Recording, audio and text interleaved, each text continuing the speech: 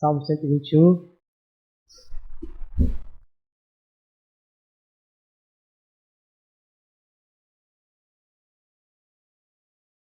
Levanto os meus olhos para os montes e pergunto: de onde me vem o socorro? O meu socorro vem do Senhor que fez os céus e a terra. Ele não permitirá que você tropece.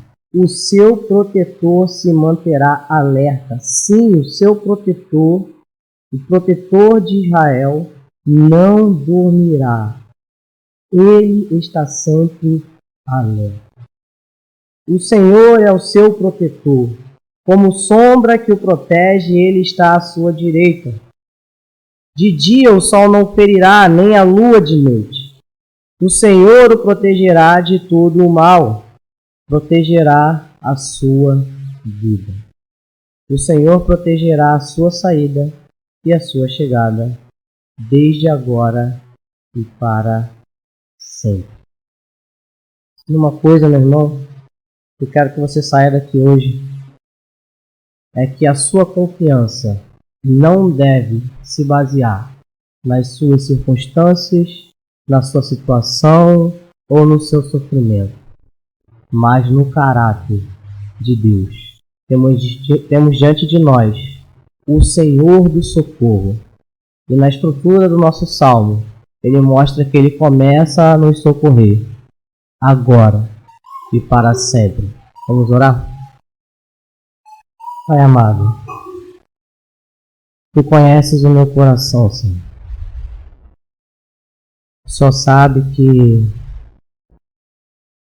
nesse momento nós clamamos ao Senhor que guie, Pai querido, a língua dos pregadores que sobem neste púlpito.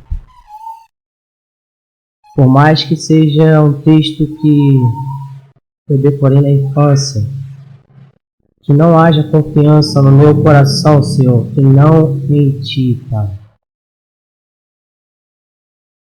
Me sustente neste púlpito, Senhor. Traga refrigério para o Teu povo. É o que eu te peço. Em nome de Jesus. Amém. Como a gente está numa série, o irmão Felipe já pregou semana passada o Salmo 120. Nós estamos nos cânticos de peregrinação.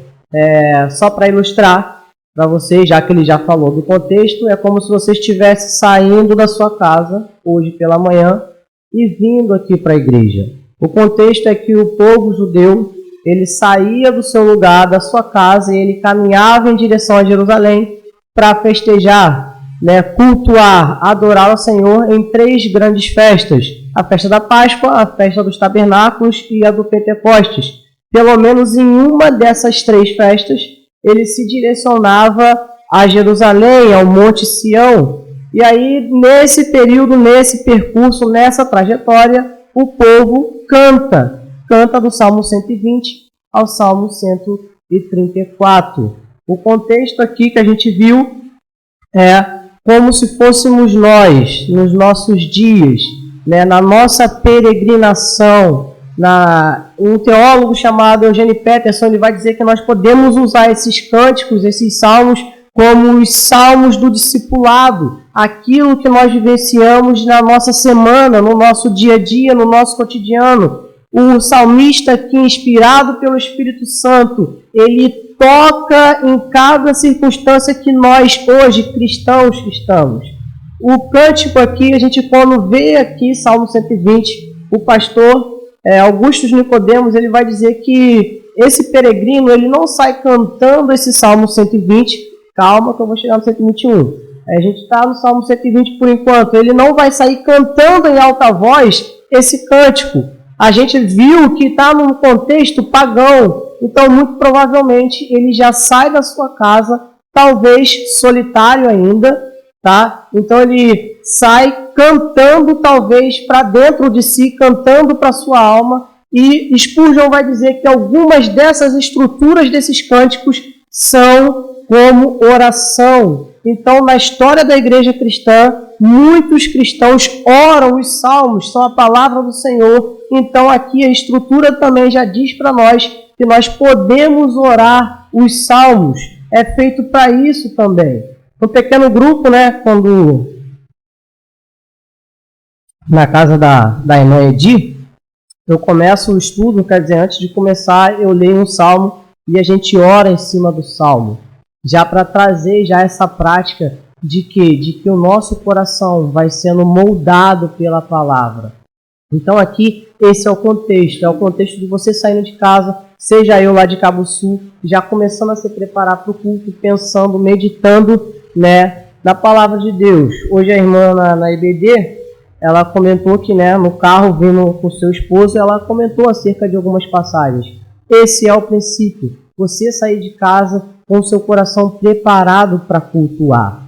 O que me intriga aqui no nosso Salmo 121 é que o nosso peregrino é como se ele já tivesse, vamos dizer assim, saindo um pouco da sua cidade, caminhando em direção ali a Jerusalém.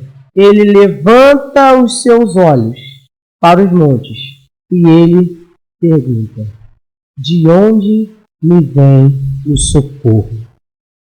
No Salmo 120 nós temos um cântico de lamento.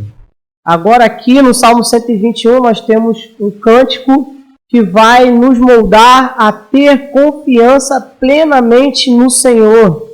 Só que quando eu chego diante desse texto, me parece na minha vida prática que existe uma distância entre o versículo 1 e o versículo 2. Parece que a resposta que tem no versículo 2, muitas das vezes na nossa prática, na nossa caminhada, a gente não consegue enxergar essa resposta do versículo 2 e só ficamos e só oramos o versículo 1. Talvez isso hoje aconteça contigo, no seu coração, ainda está um lamento de que você continua perguntando para o Senhor: de onde me vem o socorro? De onde me vem o socorro? O interessante é que no Salmo 120, sim, há um lamento, mas no Salmo 121 temos esperança. Mas me parece que muitas das vezes Satanás se esforça para manter os nossos olhos no chão. Como vai dizer Spurgeon, parece que as bênçãos que Deus nos concede, o trabalho que Deus faz nas nossas vidas, nós escrevemos na areia. E aí vem a água do mar, vem as ondas, e vai apagando ali o que está na areia, e os nossos olhos estão ainda olhando para baixo, e aí está se apagando, e aí Satanás, ele vem, ele começa a nos manter com os olhos baixos nas nossas tristezas, inquietos, desencorajados, desesperançados. Ainda não chegamos na parte do versículo 2 em que temos a resposta de que o Senhor do socorro virá em nosso auxílio. Ele continua, porque Satanás, meu irmão, é o inimigo das nossas almas e ele nos conduz ainda a distorcer as Escrituras. E ele parece que ele te mostra um Deus Pai que está muito afastado, que está distante, que está dormindo. E aí ele caminha os seus olhos aqui para Marcos, capítulo 4, versículo 38, em que Jesus está diante de uma tempestade e ele está deitado sobre um travesseiro. Parece que o autor ali é específico em dizer que Jesus está no meio de uma tempestade deitado num travesseiro. Dá vontade, se eu tivesse naquele momento, os discípulos eles falam para Jesus: será que não te importa que morramos? É a gente naquela situação como se Jesus tivesse: Jesus, está insensível no meio da tempestade da minha vida? Que insensibilidade, Jesus! Cadê você dormindo no meio da tempestade? Está parecendo Jonas, tudo se balançando de lado para lá, o barco quase afundando, Jesus dormindo sobre um travesseiro. Cadê a empatia, Jesus? Logo o Senhor que diz para a gente que a gente tem que amar o nosso próximo como a nós mesmos, e o Senhor está dormindo diante de uma tempestade. Cadê Jesus quando eu mais preciso? E aí você, Satanás ainda te faz lembrar de um sermão do pastor em que diz que o Espírito Santo é o Consolador. E aí ele continua infiltrando na sua mente, cegando o seu entendimento. E aí você diz para si mesmo: Que consolo que eu não estou tendo. Que consolo que eu não estou tendo. No entanto, meus irmãos, quero te convidar a, nesse salmo, você tomar o escudo da fé, a armadura de Deus, e ver que o Deus da história bíblica, o Senhor do socorro, ele nunca chega atrasado. Ele nunca chega atrasado. E ele tem 3 argumentos aqui nessa passagem para você. O primeiro é que ele fez céus e terra. Está no versículo 2.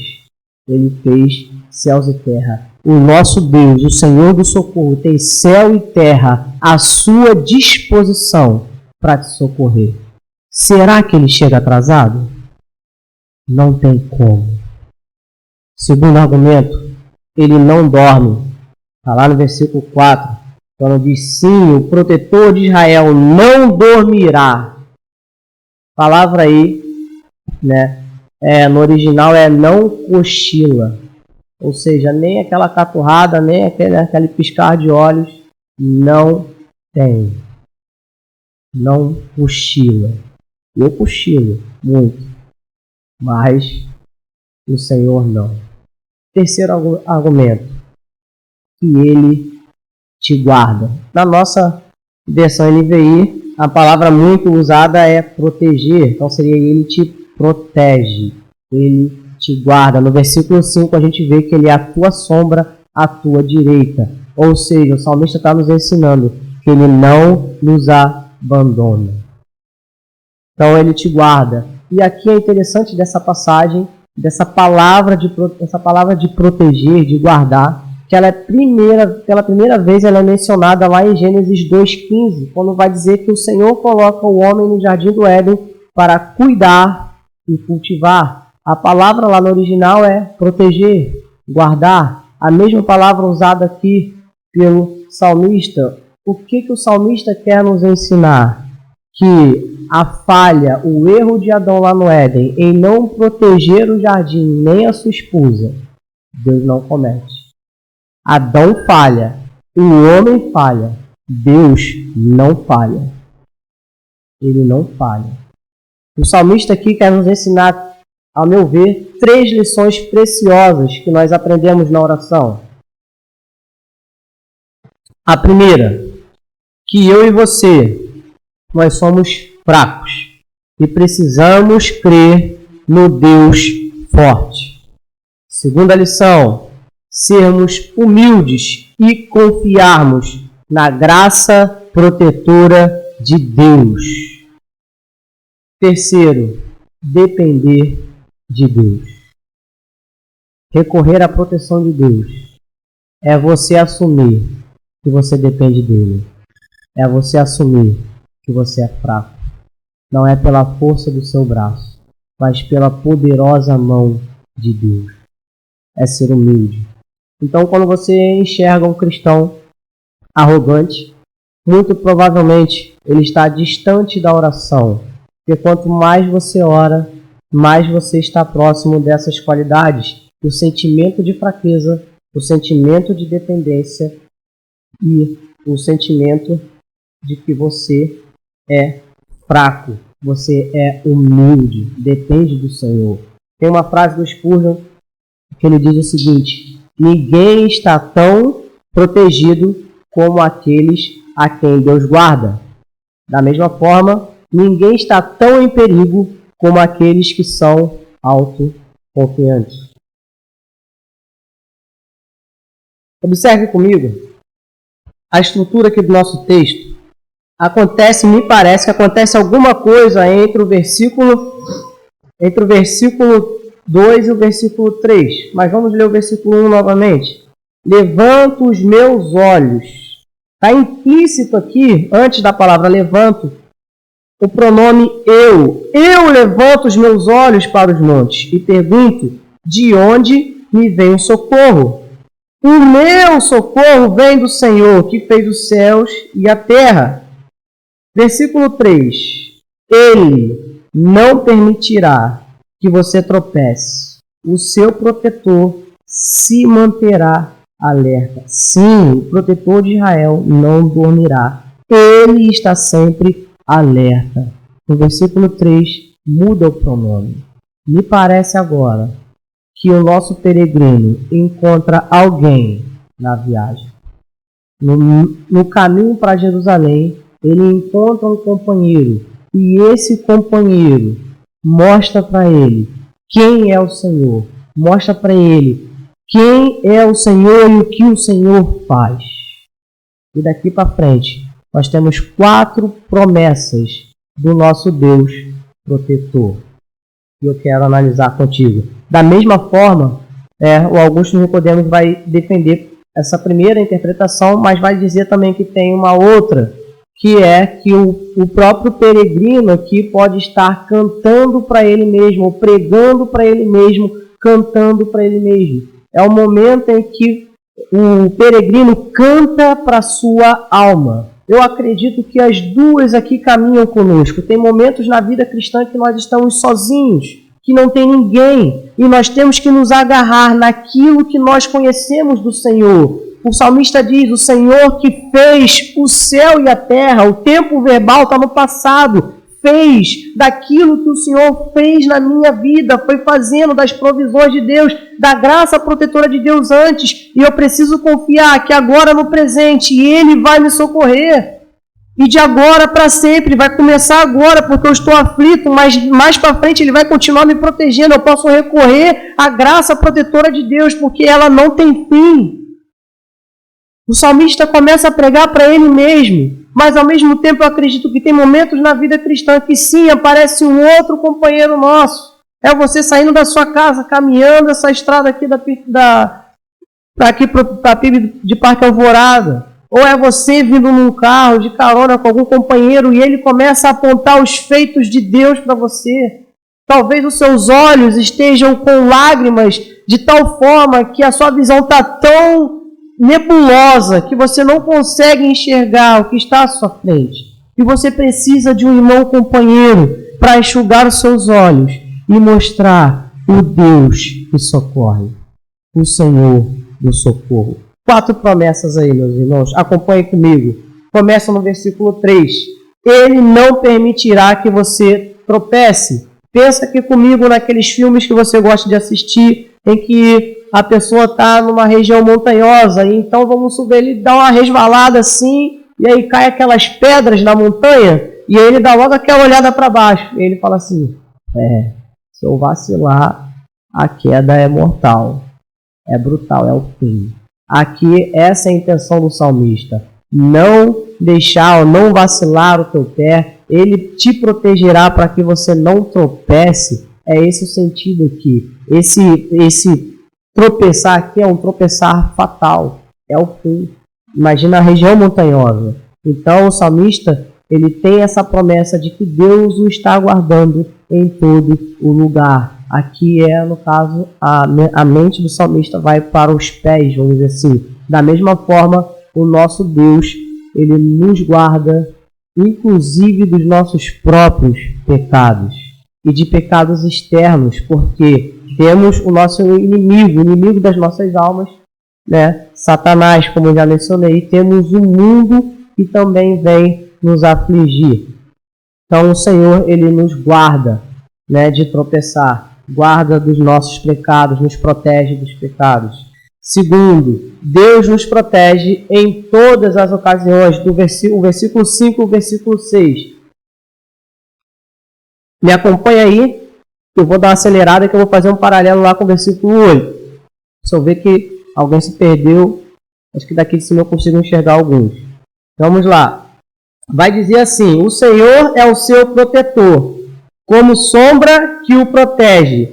Ele está à sua direita. Pensa aqui, peregrino numa região árida, seca, tá? O sol escaldante, a sombra aqui, se você tem uma sombra aí, pensa aí no calor do Rio de Janeiro, esse sol de 40 graus, qualquer sombra já é um refrigério. A sombra aqui tem um sentido de refrigério. Ele está à sua direita, ou seja, Ele está nos acompanhando, Ele está conosco em todas as ocasiões. Da mesma forma, a gente vai partir para o versículo 6, que diz que de dia o sol não ferirá, nem a lua de noite. Vai lá para o versículo 8, que vai dizer que ele te protege. O Senhor protegerá a sua saída e a sua chegada. Aqui eu pensei, né? Por que ele não fala primeiro chegada e depois saída? Né? Ele fala da saída, a gente pensa na saída de casa, a chegada em Jerusalém. Podemos pensar também da saída de Jerusalém, a chegada em casa.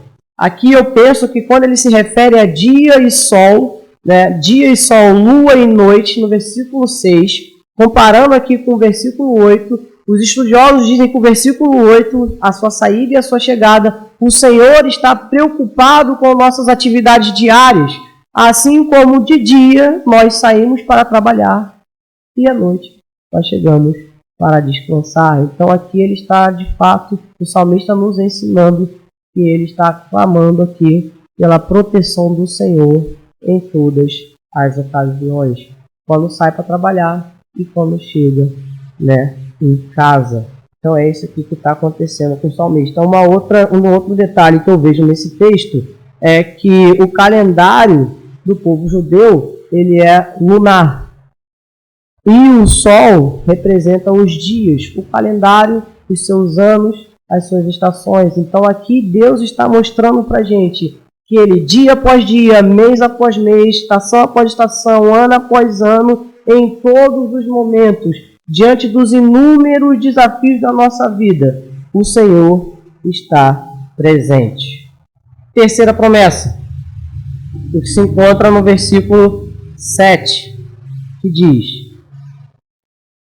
o Senhor o protegerá de todo o mal, protegerá a sua vida. Essa é a nossa versão em livro.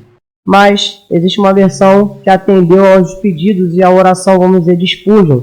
Ele diz que nesse salmo a palavra guardar deveria ser preservada na tradução. Então a versão revista e atualizada vai traduzir: o Senhor te guardará de todo o mal, guardará a sua alma.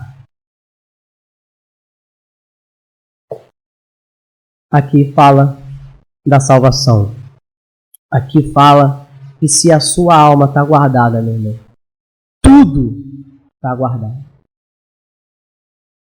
Interessante que no meio das nossas circunstâncias da vida, dos nossos sofrimentos, parece que muitas das vezes o sofrimento ele toma o lugar de Deus. E a gente esquece, inclusive, da nossa salvação. E essa é uma temática que percorre todos os salmos. O salmista, diante de intenso sofrimento, ele lembra da salvação. Tem momentos que ele pede para que se restaure a alegria da salvação. Ele não quer perder a salvação. A salvação, o Senhor que o salvou, que o alcançou com tal graça. Isso para ele é primordial, é o mais importante. Se a alma está guardada, tudo está guardado. Deus é o único que pode guardar a alma. Aqui só Ele pode. Ele guarda a nossa alma do domínio do pecado, da infecção do erro, do peso do desânimo, do inchaço do orgulho. Da mesma forma, o Senhor, Ele nos guarda no seu reino, no seu amor, para a glória eterna.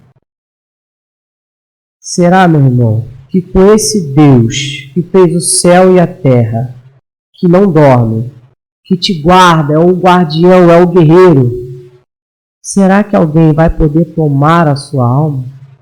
Não tem como. O nosso Deus, Ele é poderoso. Não tem como. Ele não vai, nenhum inimigo pode tomar a sua alma. E é isso aqui que faz a diferença para o salmista. É o versículo 7. Meu irmão, a minha tradução está errada, NVI, porque está vida e não alma. Não, meu irmão. Transfere a sua mente lá para Efésios 2. Quando você era morto, né, mas Deus, sendo rico em misericórdia, te deu vida. Pega essa vida, coloca a vida aqui no Salmos 121. É essa vida aqui que o salmista está falando. A vida em Cristo. Vida de caminhada cristã. Vida de salvação. Tá? Sua tradução não está errada. Tá? Última promessa, a quarta promessa, se encontra no versículo 8. O Senhor nos protegerá desde agora e para sempre. A nossa confiança tem que estar baseada no caráter de Deus. Eu quero terminar ilustrando aqui com duas situações, tá? E eu não pensei em nenhum irmão específico antes de dar as ilustrações, só para pensou na minha vida. Não, se te edificar, louvado seja Deus. Mas eu não pensei em nenhum irmão específico. Pensa aqui comigo, numa situação de sofrimento, né, de um irmão que está passando necessidade.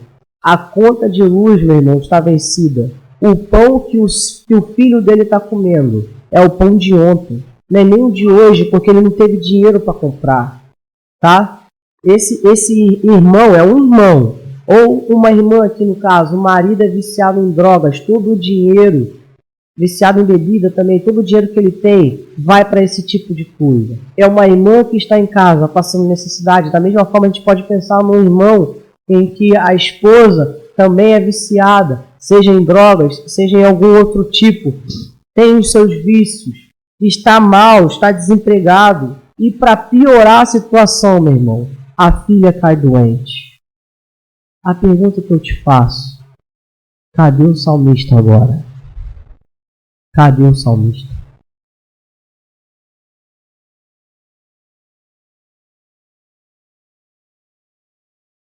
Afirmação que eu acabei de fazer.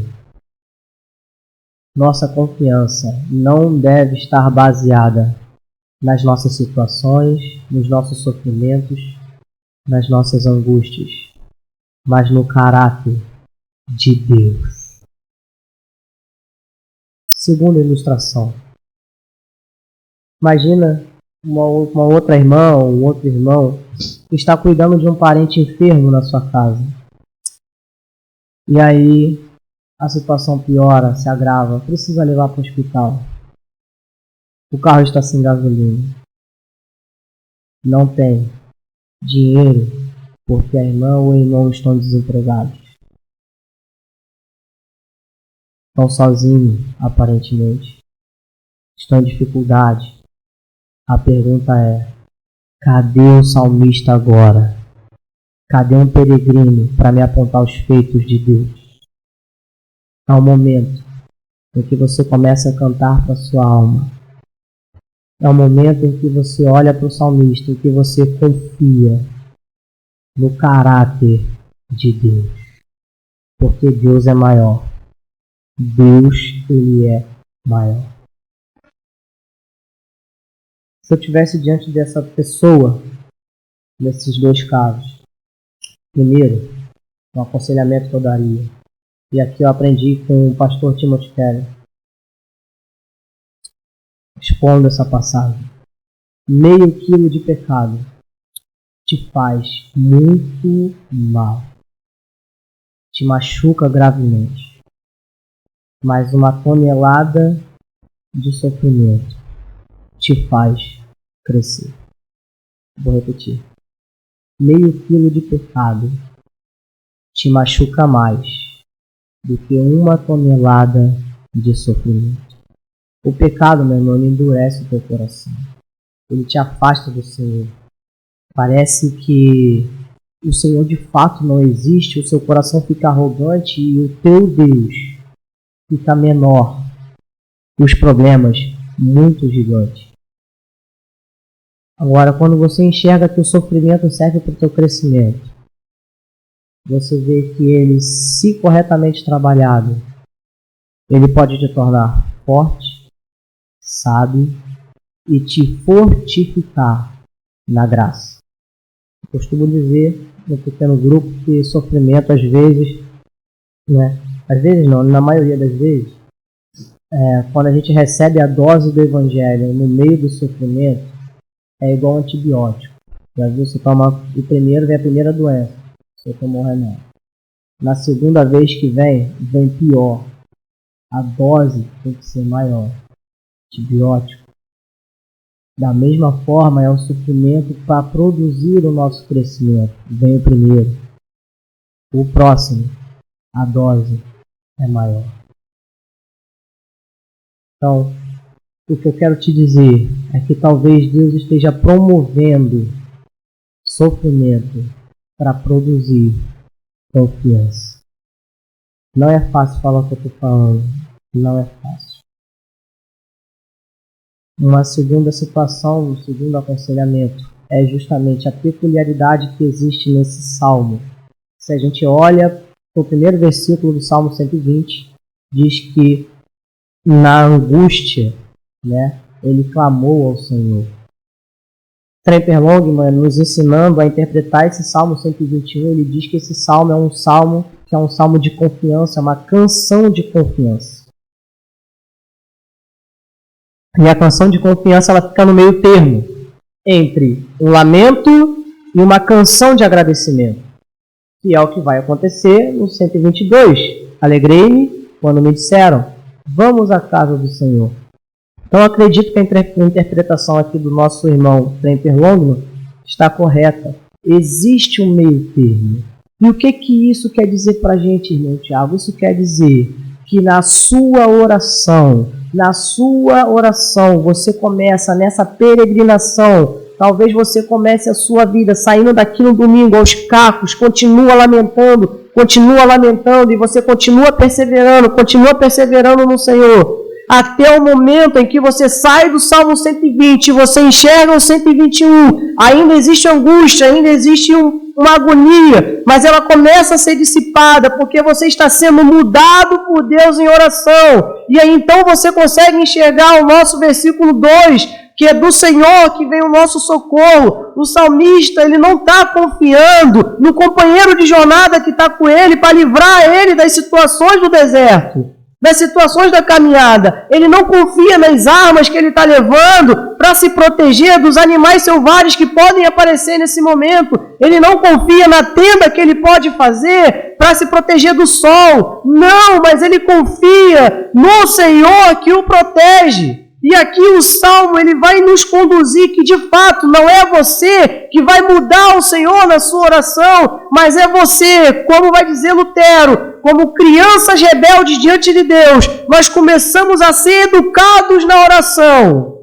E aí, perseverando em oração, o seu coração ele é mudado.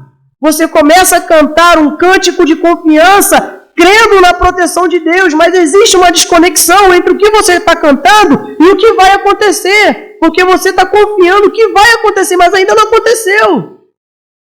É a fé que está crendo no que vai acontecer, como vai dizer o nosso autor lá em Hebreus. Você cria naquilo que ainda não viu. É ao mesmo tempo quando o salmista leva os olhos dele para os montes, em que ele não está vendo ainda o Monte Sião, ele está olhando além, ele ainda não está vendo nenhum monte, pelo contrário, quando ele olha para os montes ao redor, tem uma série de altares sendo sacrificados para outros deuses, fazendo barganha com outros deuses, mas ele não está olhando para aquilo, ele está direcionando a mente dele para o Monte Sião, para Jerusalém, onde ele vai ter comunhão com os irmãos, onde aqui ele vai ser consolado, onde ele recebe graça e mais graça protetora de Deus.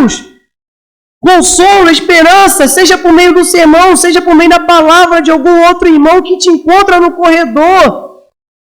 E aqui o salmista ele está nos induzindo a nós perseverarmos em oração para o nosso coração ser mudado, para você sair dessa condição de solamento e você começar a crer na confiança de Deus. O seu coração está sendo moldado pelo caráter de Deus, para que quando você chegar na canção de agradecimento, você está plenamente satisfeito no Senhor, a sua alegria está plenamente firme nele. Porque se a sua confiança antes não foi alterada para estar plenamente no Senhor, a sua alegria também não estará. Será uma alegria temporária. Agora, se a sua alegria está firme, está alegre, está sendo mudada, as circunstâncias são as mais adversas possíveis e você não vê esperança nenhuma, mas o que está acontecendo é que dia após dia, madrugada após madrugada, talvez você esteja orando, parece que ninguém está te ouvindo, mas o Senhor está ali, ainda que seja em silêncio, mas Ele está cuidando de você, e o seu coração começa a ser mudado, e você começa a enxergar confiança, e ele começa a produzir confiança no teu coração, ele começa a produzir confiança. Pessoas às vezes são usadas para, sei lá, acabar com esse teu sofrimento, ou seja, com dinheiro, ou seja, com palavras afetuosas, com palavras de graça, com palavras de esperança. É um dinheiro que você recebe que você nem imaginava de onde viria, e essas circunstâncias começam a produzir confiança, porque não dependem de você. E quando você chega no agradecimento, quando você chega no Salmo 122,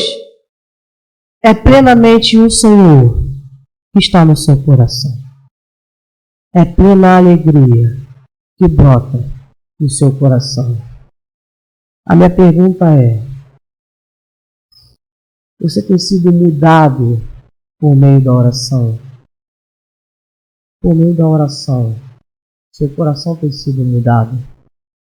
Sua confiança está plenamente em Deus?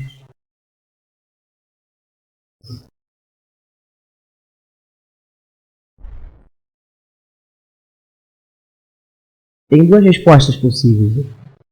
A primeira é que você nem ora. Thomas Watson vai dizer que um cristão que não ora não é um cristão. Ele está morto. Cristão vivo, ora. Meu irmão, eu estou orando, mas eu ainda não vivi essa experiência de ser transformado, do meu coração mudar, os meus afetos mudarem na oração. Eu ainda não vivi essa experiência. Então eu te convido, e isso é um desafio, não é fácil, tem que ter coragem, a abraçar o sofrimento e ser mudado em oração pelo Senhor. Se você já está abraçado com o sofrimento, confie. O Senhor do socorro te protege agora e para sempre. Vamos orar?